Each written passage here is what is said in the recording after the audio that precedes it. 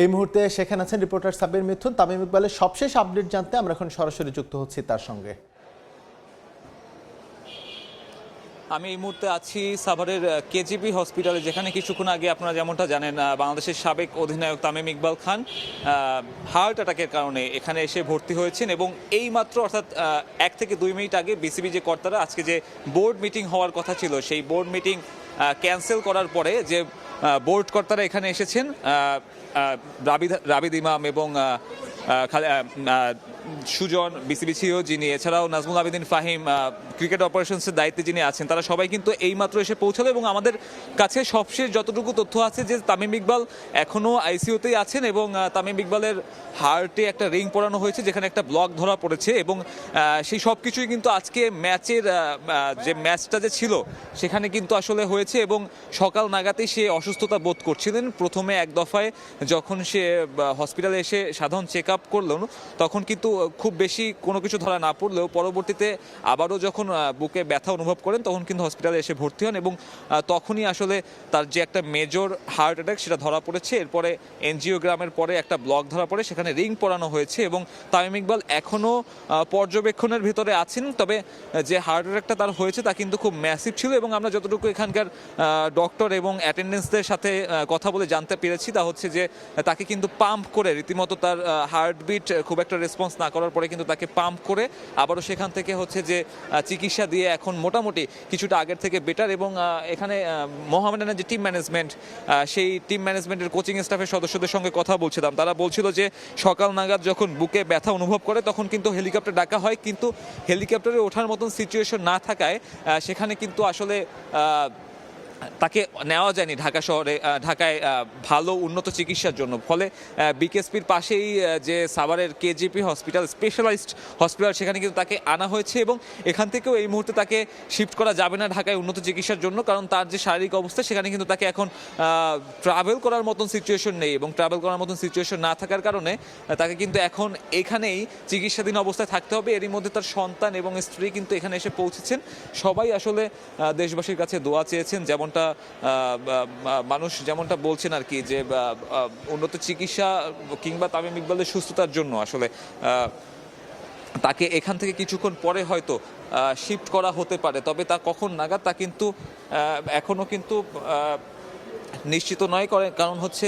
যেমনটা আপনি জানেন যে তামিম ইকবালের বর্তমান যে পরিস্থিতি, অর্থাৎ তার যে হার্ট অ্যাটাকটা হয়েছে সেখানে কিন্তু একটা মেজর হার্ট অ্যাটাক ছিল এবং তা কিন্তু তাকে বেশ শারীরিক অসুস্থতার ভিতরে ফেলে দেয়, যার কারণে সেই ম্যাচও কিন্তু সে খেলতে পায়নি। এবং বিসিবির যে সভা ছিল 19তম সভা, সেই 19তম সভাটাও কিন্তু আজকে ক্যান্সেল করে দেওয়া হয়েছে তামিম ইকবালের কারণে, কারণ বেশ কিছু বোর্ড পরিচালক এরই মধ্যেই হসপিটালে এসে পৌঁছেছেন এবং তারা কিন্তু তামিম ইকবালের শারীরিক অবস্থা জানার জন্য এখানে এসেছেন। এবং ঢোকার সময় তাদের সঙ্গে কথা বলার চেষ্টা করেছিলাম, তারা আসলে যতটুকু জানিয়েছেন যে এনজিওগ্রাম সম্পন্ন হওয়ার পরে হার্টে যে রিং বসানোর কাজ সেটাও কিন্তু হয়ে গেছে এবং তারা আশা করছেন যে পরিস্থিতি কিছুটা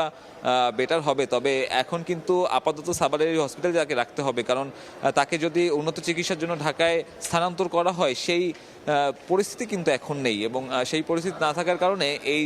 সাভারে বিকেএসপির পাশে যে হসপিটালে যেখানে এখন তিনি ভর্তি আছেন সেখানেই কিন্তু ঢাকা থেকে চিকিৎসক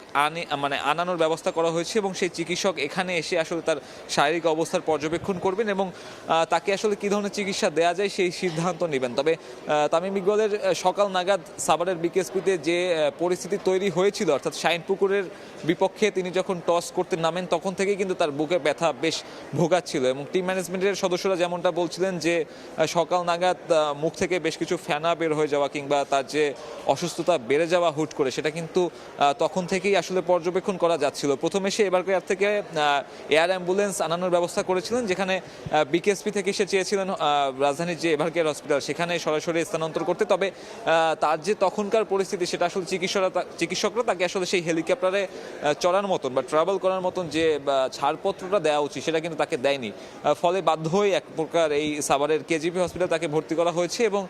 সেখানেই এখন সে বর্তমানে চিকিৎসাধীন রয়েছেন। এবং তার যে বর্তমানে বুকে যে হার্টের রিংটা পরানো হয়েছে সেটাও কিন্তু আসলে ওই এনজিওগ্রামে ব্লক ধরা পড়ার কারণে, যেটা আসলে একটা মেজর ব্লক ছিল, তাকে তার যখন এনজিওগ্রাম করা হয় এবং রক্ত পরীক্ষার পাশাপাশি বেশ কিছু পরীক্ষা করা হয়েছে এবং সব মিলিয়ে বলা যায় যে বিকেএসপির যে ম্যাচ কিংবা বিসিবির যে বোর্ড মিটিং সব কিছু ছাপিয়ে এখন কেজিপির উপরেই সবার মনোযোগটা, কারণ তামিম ইকবালের মতন একটা ক্রিকেটার যখন ম্যাচের মাঝে হুট করে অসুস্থ হয়ে পড়ে তখন আসলে সবকিছু ছাপিয়ে আসলে সেই কারণটাই আসলে সব থেকে বেশি আলোচনায় আসে এবং আমরা সেরকমটা দেখলাম এই হসপিটালের সামনে গণমাধ্যম কর্মীদের বেশ ভিড়, বিসিবি পরিচালকরা এর মধ্যে এখানে এসে পৌঁছেছেন এবং বিসিবির যে বোর্ড সভাটা ছিল আসলে 19তম বোর্ড সভা, সেটাও কিন্তু অনেক গুরুত্বপূর্ণ একটা অংশ ছিল বাংলাদেশের ক্রিকেটের, কারণ আজকে সেখান থেকেই বড় কিছু সিদ্ধান্ত আসার কথা ছিল। তবে একেবারে শেষ মুহূর্তে যখন তামিম ইকবালের পরিস্থিতির খবরটা বোর্ডে গিয়ে পৌঁছায় তখন কিন্তু নাজমুল আবেদিন ফাহিম সহ নিজামুদ্দিন চৌধুরী সুজন এবং বিসিবির বেশ কিছু বোর্ড কর্তারা এরই মধ্যে এই সাভারের উদ্দেশ্যে রওনা দিয়েছেন, যার বেশ কিছু কয়েকজন এরই মধ্যে এসে পৌঁছেছেন। হয়তো আরও অনেক পরিচালক এখানে আসতে পারে, তবে সব ছাপিয়ে এখন সবচেয়ে বেশি গুরুত্ব পাচ্ছে আসলে তামিম ইকবালকে এখানে এই সাভারের কেজিপি থেকে আসলে সর্বোচ্চ চিকিৎসা দেওয়ার যে ব্যবস্থা সেটা নিশ্চিত করতেই আসলে বেশ কিছু পরিচালকরা এরই মধ্যে এখানে এসে পৌঁছেছেন এবং তাদের যেমনটা প্রত্যাশা আসলে তারা চাচ্ছেন যে এখান থেকেই সর্বোচ্চ চিকিৎসাটার মাধ্যমে আসলে তামিম ইকবালকে যতটুকু ভালো একটা ট্রিটমেন্ট দেওয়া যায় তা কিন্তু তারা দেওয়ার চেষ্টা করবেন। পাশাপাশি আপনি যদি দেখাই, আমি এখানে বিসিবি কর্তা রাবিদ ইমাম সহ নিজামুদ্দিন চৌধুরী সুজন সবাই কিন্তু এখানে আছেন এবং তারাও তার শারীরিক পরিস্থিতির সবশেষ আপডেটটা আনার জন্য আসলে এখানে এসেছেন এবং বোর্ড মিটিংটা যেমনটা ছিল আর কি সেটা কিন্তু শেষ মুহূর্তে ক্যান্সেল করে দেওয়া হয়েছে, অর্থাৎ কারণ বোর্ড পরিচালকদের এখানে যে আসার কারণে কিন্তু সেই কার্যনির্বাহী যে সভাটা ছিল যেখানে আসলে কোচিং ইস্যু সহ প্লেয়ারদের ভবিষ্যৎ সহ বেশ কিছু বিষয়ে সিদ্ধান্ত আসার কথা ছিল, সেটা কিন্তু সেই সিদ্ধান্তটা নেওয়া যায়নি এবং এর কারণে আসলে সেই বোর্ড মিটিংটাও ক্যান্সেল করে দেওয়া হয়েছে এবং তারপরে কিন্তু সেই ঢাকা থেকে সাভারের উদ্দেশ্যে বিসিবি পরিচালকরা এখানে রওনা করে এসেছেন এবং খুবই অল্প সময়ের মধ্যে যদি আমি বলতে চাই তারা কিন্তু এখানে এসে উপস্থিত হয়েছেন শুধুমাত্র তামিম ইকবালের শারীরিক অবস্থার পর্যবেক্ষণ, পাশাপাশি এখানে চিকিৎসার ক্ষেত্রে আসলে কতটুকু গুরুত্ব দেয়া যায় এটাই আসলে আপাতত বোর্ড কর্তাদের চিন্তার কারণ আপনি যেমনটা জানেন তামিম ইকবাল কিন্তু দেশের ক্রিকেটের একটা বড় একটা নাম, পাশাপাশি সাবেক অধিনায়ক, টাইগার অধিনায়ক, সব মিলিয়ে মাঠে তার শারীরিক অবস্থার অবনতি আসলে একটা বড় দুশ্চিন্তার কারণ ঢাকা প্রিমিয়ার লিগ রমজান মাসে এই তীব্র গরমের মাঝে চলছে, এটা নিয়ে কিন্তু আমরা নানান সময় নানান ধরনের অভিযোগ শুনি যে ডিপিএল এর সময়সূচিটা কিংবা ডিপিএল এর যে গরম, এই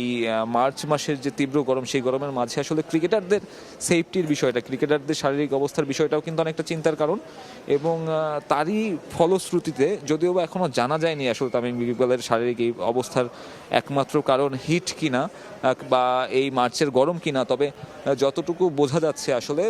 যে আগে থেকে যদি তার এরকম পরিস্থিতি না হয়ে থাকে তাহলে আজকে সাভারের যে তীব্র গরম সেটাও হয়তো তার শারীরিক অবস্থার অবনতির একটা কারণ হতে পারে, কারণ সাভারের বিকেএসপিতে যে মাঠে যেখানে খেলা হয় সেখানে আসলে গরমটা বেশ ভালোই থাকে এবং শুধুমাত্র এবার নয় প্রতিবারই আসলে আমরা এই ধরনের অভিযোগ শুনি। ক্রিকেটারদের আসলে অভিযোগ থাকে যে মার্চ মাসে কেন দেশের ক্রিকেটের এত বড় একটা আয়োজন কেন মার্চ মাসের এই গরমে অনুষ্ঠিত হয় এবং পাশাপাশি রমজান মাসে অর্থাৎ রমজান মাসের মাঝে কেন এই খেলা অনুষ্ঠিত হয় সেটাও কিন্তু আসলে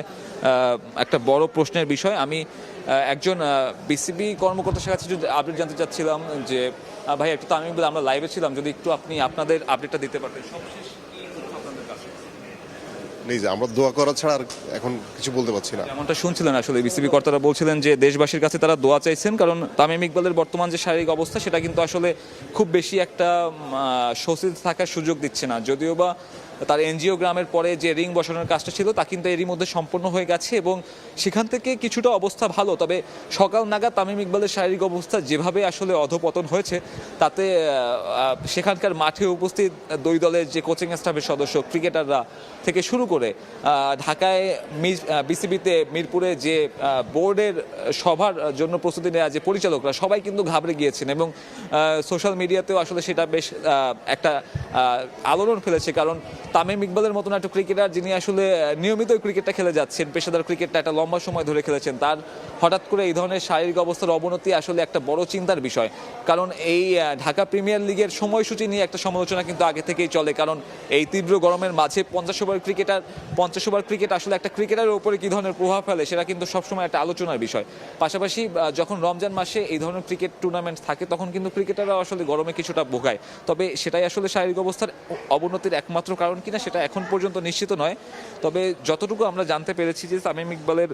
হার্টের যে রিং পরানোর কাজ সেটা কিন্তু শেষ হয়েছে, এনজিওগ্রামটাও করা হয়েছে এবং সেই এনজিওগ্রামে একটা মেজর ব্লক ধরা পড়েছে। সেটাই আসলে আপাতত বড় চিন্তার কারণ এই ধরনের মেডিকেল সিচুয়েশনের পরে কিন্তু পেশাদার ক্রিকেটটা চালিয়ে যাওয়াটা অনেকটাই অসম্ভব হয়ে পড়ে। সেক্ষেত্রে তামিম ইকবাল, যিনি কিনা জাতীয় দলের হয়ে নিজের ক্যারিয়ারের ইতি টেনেছেন, সেই তামিম ইকবাল কিন্তু ঘরোয়া ক্রিকেটে নিয়মিত পারফর্মার এবং তামিম ইকবালের ঘরোয়া ক্রিকেটেও একটা লম্বা সময় ধরে সার্ভিস পাওয়া যাবে বা তামিম ইকবালের হাত ধরে ঘরোয়া ক্রিকেটে অনেক কিছু দেখা যাবে এমনটা কিন্তু ভক্তদের প্রত্যাশা। তবে এই ধরনের যখন মেজর একটা সেটব্যাক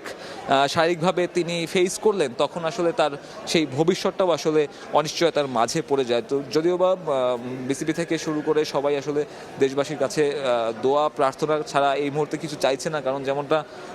শুনলেন আসলে তার শারীরিক অবস্থা যে পর্যায়ে এখন আছে তাকে এখন এই মুহূর্তে ঢাকাতেও স্থানান্তর করা যাচ্ছে না, কারণ যখন একজন রোগীর আসলে হার্টে ব্লক ধরা পড়ে অথবা মেজর একটা ব্লক ধরা পড়েছে, তখন কিন্তু আসলে ওই ট্রাভেল রেস্ট্রিকশনটা দিয়ে দেওয়া হয় চিকিৎসকদের কাছ থেকে, কারণ এই মুহূর্তে তিনি যদি ট্রাভেলটা করেন তাহলে কিন্তু সেই রোগীর শারীরিক অবস্থার আরও অবনতি ঘটতে পারে। তবে এরই মধ্যে আসলে সাভারের কেপিজি হসপিটালটি কিন্তু এর মধ্যে অনেক ভিড়, কারণ গণমাধ্যম কর্মীদের পাশাপাশি এখানে বিসিবি কর্মকর্তা, বিকেএসপি থেকে শুরু করে সবাই কিন্তু আসলে এখানে চিন্তিত, কারণ তামিম ইকবালের বর্তমান যে পরিস্থিতি সেখান থেকে আসলে সে কতটুকু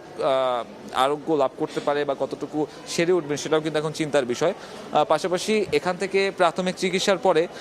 যখন ঢাকায় স্থানান্তর করা হবে সেটাও আসলে তার শারীরিক অবস্থার উন্নতির উপর নির্ভর করছে। আমার কাছে